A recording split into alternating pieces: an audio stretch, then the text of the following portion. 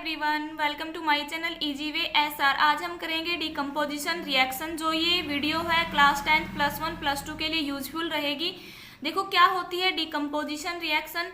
Decomposition reaction में आपको ध्यान रखना है कि एक सिंगल रिएक्टेंट ब्रेक डाउन होता है वन और मोर सिंपलर प्रोडक्ट के अंदर। तो डेफिनेशन क्या बोलेंगे हम इसकी, those reaction in which a single reactant break down to give two और more simpler product are known as a decomposition reaction. भाई ऐसी रिएक्शन जिसमें एक सिंगल रिएक्टेंट ब्रेक डाउन होके दो या दो से ज्यादा प्रोडक्ट बनाता है तो वो क्या होती है, डिकम्पोजिशन रिएक्शन होती है, जिसका एग्जाम्पल मैं करवाऊंगी। और इस वीडियो में जितनी रिएक्शन करवाऊंगी डिकम्पोजिशन की वो सारी ही एग्जाम के पॉइंट ऑफ व्यू से बहुत इंपॉर्टेंट है।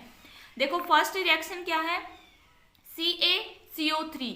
जब कैल्शियम कार्बोनेट को हीट किया जाता है तो ये ब्रेक डाउन होता है कैल्शियम ऑक्साइड और कार्बन डाइऑक्साइड में। देखो ये सिंगल रिएक्टेंट था, एरो के लेफ्ट हैंड साइड में रिएक्टेंट होता है, एरो के राइट हैंड साइड में प्रोडक्ट होता है। तो जब ये सिंगल रिएक्टेंट को जब हीट किया गया तो ये ब्रेक डाउन होके टू सिंपलर प्रोडक्ट बनाता है, इसलिए क्या होती है, डिकम्पोजिशन रिएक्शन है। अब मैं आपको बताऊंगी कि CaCO3 क्या होता है। ये कैल्शियम कार्बोनेट होता है।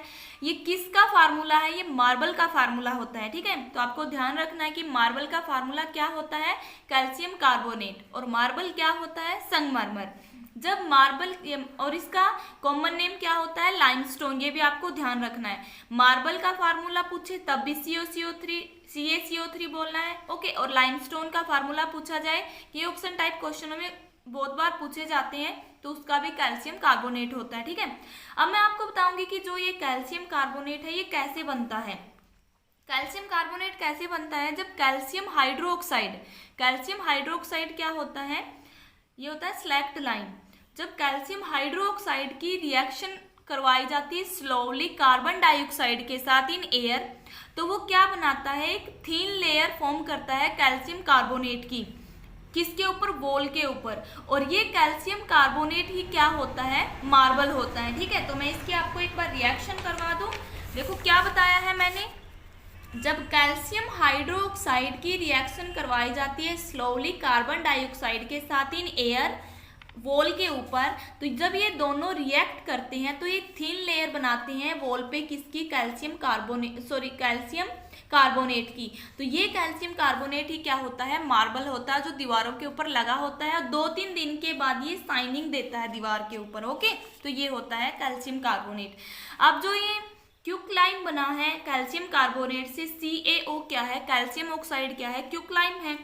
तो इस क्यूक्लाइम को क्या बोला जाता है, लाइम भी बोला जाता है। ठीक है, तो ये पॉइंट आपको ध्यान रखने हैं कि कैल्शियम कार्बोनेट को क्यूक्लाइम भी बोला जाता है और लाइम भी बोला जाता है। और इसका यूज कहाँ किया जाता है, मैन्युफैक्चर सीमेंट, जो सीमेंट बनाई जाती है उसमें कैल्शियम ऑक्साइड का यूज होता है। ठीक है, तो देखो अब मैं सेकंड रिएक्शन करवाऊंगी, ये भी बहुत इंपॉर्टेंट है। Heating of green colour of ferrous sulphate crystal. देखो इसको नीला थोथा बोला जाता है कि नीले थोथे का फार्मूला क्या होता है, वो होता है FeSO4.7H2O। ये क्या होता है, नीला थोथा। ओके, तो नीला थोथा जिसका क्या नेम है, फेरस सल्फेट। ठीक है, तो इसमें क्या बोला गया है कि ग्रीन कलर का होता है, सॉरी नीला थोथा नहीं भाई, सॉरी, ये ग्रीन कलर का होता है, इसको हरा थोथा बोला जाता है। जो फेरस सल्फेट होता है, फेरस सल्फेट कैसा होता है, ग्रीन कलर का होता है। जब फेरस सल्फेट के क्रिस्टल जो ये है FeSO4.7H2O, इसको हीट किया जाता है, तो जब इसको हीट किया जाएगा तो ये अनहाइड्रस फेरस सल्फेट बनाएगा। अनहाइड्रस का मीनिंग क्या होता है, ये वाटर इसमें से रिमूव हो जाएगा, तो क्या बनेगा, FeSO4 बनेगा। पहले इसका कलर कैसा था, ग्रीन था, जैसे इसको हीट किया तो ये ग्रीन कलर चेंज हो जाएगा व्हाइट में। ठीक है, फिर इसको हीटिंग देंगे हम। जब इसको फर्दर हीट किया जाएगा, जो फेरस सल्फेट बना था, ये फेरस सल्फेट ब्रेक डाउन होगा किसमें, फेरिक ऑक्साइड, जिसका फार्मूला Fe2O3 है, और क्या है, सल्फर डाइऑक्साइड और सल्फर ट्राइऑक्साइड गैसेज में कन्वर्ट हो जाएगा। ठीक है, तो ये रिएक्शन आपको ध्यान रखनी, क्योंकि एग्जाम में ऐसे बोला जाता है कि जब green colour ferrous sulphate crystal को हीट किया जाता है तो एज ए प्रोडक्ट क्या क्या मिलता है, तो एज ए प्रोडक्ट क्या मिलेगा, फेरिक ऑक्साइड मिलेगा, सल्फर डाइऑक्साइड मिलता है और सल्फर ट्राइऑक्साइड मिलता है। जो ये फेरिक ऑक्साइड होता है, ये सॉलिड फॉर्म में मिलता है और इसका कलर कैसा होता है, रेडिश ब्राउन कलर होता है, ठीक है, ये आपको ध्यान रखना है। देखो पहले जो इसके क्रिस्टल थे इसको हीट किया तो ग्रीन कलर से ये व्हाइट कलर में कन्वर्ट हुआ और अनहाइड्रस बना, क्योंकि इसमें से वाटर रिमूव हो गया हीट करने से। फर्दर फिर इसको हीटिंग दी जाती है तो ये फेरस सल्फेट क्या बनाता है, फेरिक ऑक्साइड बनाता है, जो Fe2O3 होता है और ये कैसे कलर का होता है, रेडिश ब्राउन कलर का होता है, और SO2 SO3 इसमें से एज ए गैसेस रिमूव होते हैं, ठीक है। तो ये रिएक्शन है किसकी, फेरस सल्फेट की। तो ये भी एक डिकम्पोजिशन रिएक्शन है। क्यों है डिकम्पोजिशन रिएक्शन, देखो जैसे हमने यहाँ पे अनहाइड्रस फेरस सल्फेट को हीट किया है तो ये एक सिंगल रिएक्टेंट है और ये ब्रेक डाउन हुआ है मोर देन 2 प्रोडक्ट के अंदर। बस ये ध्यान रखना है, जब एक सिंगल रिएक्टेंट 2 या 2 से ज्यादा प्रोडक्ट में टूटता है तो वो रिएक्शन क्या होती है, डिकम्पोजिशन रिएक्शन होती है, ठीक है। तो नेक्स्ट मैं आपको करवाऊं इसका नेक्स्ट एग्जांपल, जो लेड नाइट्रेट होता है। देखो यहाँ पे ये रिएक्शन पूछी जाती है कि लेड नाइट्रेट को जब हीट किया जाता है तो क्या बनता है, क्या इसमें से रिमूव होता है, ठीक है।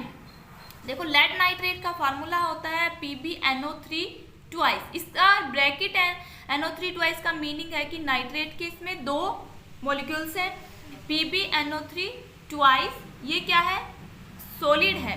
जब इसको हीट किया जाता है तो जैसे ही लेड नाइट्रेट को हीट करेंगे हम, इसमें से क्या निकलता है, एक ब्राउन फ्यूम्स बाहर निकलते हैं, ठीक है। जैसे ही लेड नाइट्रेट को हीट किया जाता है तो इसमें से ब्राउन फ्यूम बाहर निकलेगी। ये आपको ध्यान रखना है, पूछा जाता है कि कैसे फ्यूम बाहर निकलते हैं जब लेड नाइट्रेट को हीट किया जाता है, तो कैसे फ्यूम बाहर निकलेंगे, इसमें से ब्राउन कलर के फ्यूम बाहर निकलेंगे। और ये ब्राउन कलर के फ्यूम क्या होते हैं, ये नाइट्रोजन डाइऑक्साइड होते हैं, ठीक है।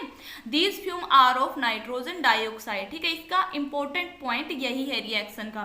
तो देखो यहाँ पे क्या बना, 2BO प्लस NO2, देखो यहाँ पे ये क्या है, नाइट्रोजन डाइऑक्साइड है, ये क्या निकलते हैं, इसमें ब्राउन फ्यूम्स बाहर निकलते हैं, ये आपको ध्यान रखना है इस रिएक्शन में।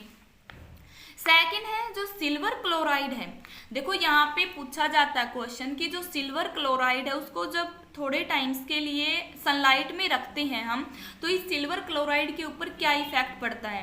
तो जैसे ही सिल्वर क्लोराइड को सनलाइट में रखेंगे हम, तो ये जो सिल्वर क्लोराइड है इसका कलर चेंज हो जाता है, ठीक है। सिल्वर क्लोराइड का कलर होता है व्हाइट, और जैसे इसको सनलाइट में रखा जाता है ये व्हाइट से ग्रे कलर में बदल जाता है। क्यों बदलता है ये व्हाइट से ग्रे कलर में, क्योंकि ये डिकम्पोज होता है किस किस में, सिल्वर और क्लोराइड में डिकम्पोज होता है, किसके कारण, लाइट के कारण, ठीक है। तो क्या होगा इसमें, देखो जो सिल्वर क्लोराइड है सनलाइट में हमने रखा है इसको, तो ये ब्रेक डाउन होगा सिल्वर और Ag सिल्वर होता है, Cl2 क्लोराइड होता है, ठीक है। तो when silver chloride place in sunlight for some time, colour of silver chloride turn white to grey, भाई इसका व्हाइट कलर है तो ये ग्रे कलर में चेंज हो जाता है। क्यों, decomposition of silver chloride into silver and chlorine by light, जो सूर्य की लाइट है उससे इसका कलर चेंज हो जाता है, ठीक है। तो जो मैंने आपको ये रिएक्शन करवाई है डिकम्पोजिशन रिएक्शन, इससे कुछ एक इम्पोर्टेंट पॉइंट निकले हैं जो मैं अब आपको बताऊंगी, आपको ध्यान रखने हैं। देखो डिकम्पोजिशन रिएक्शन में क्या हुआ है, यहाँ पे सनलाइट दी है, ऊपर हीट दी है, ठीक है। तो इसमें क्या है, भी एनर्जी की रिक्वायरमेंट हुई है। भी ऐसी रिएक्शन जिसमें एनर्जी की रिक्वायरमेंट होती है तो वो क्या होती है, एंडोथर्मिक रिएक्शन होती है। एक्सोथर्मिक में तो हीट बाहर निकलती है, वो क्या थी हमारी, वो कॉम्बिनेशन रिएक्शन थी जिसमें एनर्जी बाहर निकलती थी। बट जो डिकम्पोजिशन रिएक्शन है इसमें एनर्जी की रिक्वायरमेंट है, चाहे वो हीट की फॉर्म में एनर्जी मिले, चाहे वो सनलाइट की फॉर्म में, चाहे इलेक्ट्रिसिटी की फॉर्म में, ठीक है। तो ये एंडोथर्मिक रिएक्शन होती है। तो क्या बोला जाएगा, decomposition reaction is a endothermic reaction. क्यों, decomposition reaction required energy either in form of heat, चाहे वो हीट की फॉर्म में मिले, लाइट की फॉर्म में मिले, इलेक्ट्रिसिटी की फॉर्म मिले, for breaking down the reactant. Reaction in which energy is absorb are known as a endothermic reaction. ये आपको ध्यान रखना है, इसमें एंडोथर्मिक रिएक्शन की भी डेफिनेशन आ गई है। अभी ऐसी रिएक्शन जिसमें एनर्जी एब्जॉर्ब होती है, क्योंकि देखो यहाँ पे एक सिंगल रिएक्टेंट को तोड़ने के लिए एनर्जी की रिक्वायरमेंट हुई है, तो इसीलिए जो डिकम्पोजिशन रिएक्शन होती है वो एक एंडोथर्मिक रिएक्शन भी होती है, ठीक है। देखो सेकंड में क्या बताऊं मैं आपको, भी वो रिएक्शन जो हीट की प्रेजेंस में कैरी आउट हुई है, भाई वो रिएक्शन जो हीट देने से बनी है डिकम्पोजिशन रिएक्शन, तो वो हमारी कौन सी कहलाती, थर्मल डिकम्पोजिशन रिएक्शन कहलाती। जैसे कि ये रिएक्शन है, यहाँ पे हमने हीट दिया तब जाके सिंगल रिएक्टेंट 3 प्रोडक्ट में टूटा है, तो यहाँ पे हीट प्रोवाइड की गई है।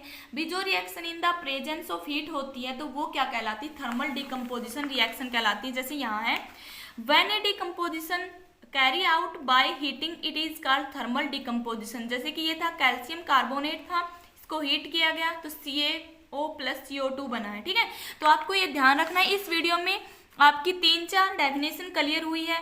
थर्मल डिकम्पोजिशन रिएक्शन क्या होती है, एंडोथर्मिक रिएक्शन क्या होती है, और डिकम्पोजिशन रिएक्शन क्या होती है। उम्मीद है कि आपको ये वीडियो अच्छी लगी होगी, हेल्पफुल लगी होगी। अगर अच्छी लगी है तो लाइक करें, अपने फ्रेंड को शेयर करें, बेल आइकन के बटन को ऑल पे प्रेस करें ताकि मैं और वीडियो बनाऊं उसकी नोटिफिकेशन आपको मिलती रहे, और मेरे चैनल को सब्सक्राइब जरूर करें। Thanks for watching this video.